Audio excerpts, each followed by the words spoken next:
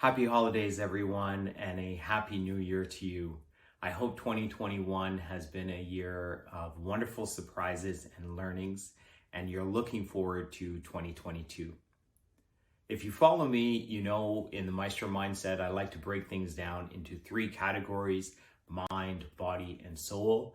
It's the same for me for 2022, and I just thought I'd share some of my learnings and how I'm implementing those into 2022. Hopefully it resonates, and if not, at least I hope this will be an exciting or entertaining video at the least. A big win for me in the last couple of years has been the running. If you follow me, you know it's been a great passion of mine. A loss there is I wanted to do a marathon. I didn't end up doing the marathon. I ran a 10K. Doesn't mean the marathon's out. I'm still very much targeting the marathon. But just running has been a tremendous gift. I'm so grateful that it's come into my life. How did I get there? And how can I implement that success or that path to success towards goals I have for 2022? One way was taking baby steps. So I started just doing stretches in the morning, 5-10 minute stretches.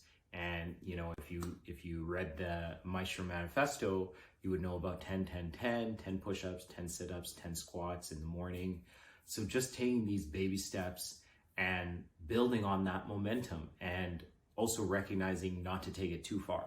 Number two was to have a schedule, have a plan.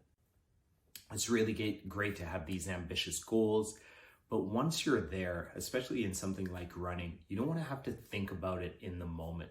I would just have my clothes out, so I wouldn't have to think about it. Just, you're tired, throw on the clothes and just get out running. I just look at the schedule. Oh, I have to do this, put on my, tracking watch and just start running. And that was key for me, having a set plan where I just had to implement. Baby steps, having a set plan. And the third thing was having a cheerleading team. It was so nice. My wife Dasha was so supportive. My kids, sometimes I'd come home and they'd be out on the window banging. So baby steps, having an action plan that you can just implement, and having a cheerleading team.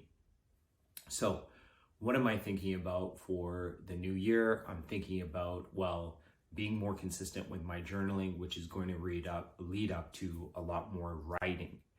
So I just started, again, very basic, mind, body, and soul, and I would rate myself from 1 to 10 on just how I feel for that day. And I would do it every other day. So I'd write M from 1 to 10. Oh, I feel like an 8 on my body. I feel like a 6 on my soul. I feel like a 7, and build on from there. So the biggest goal was just to do something consistently.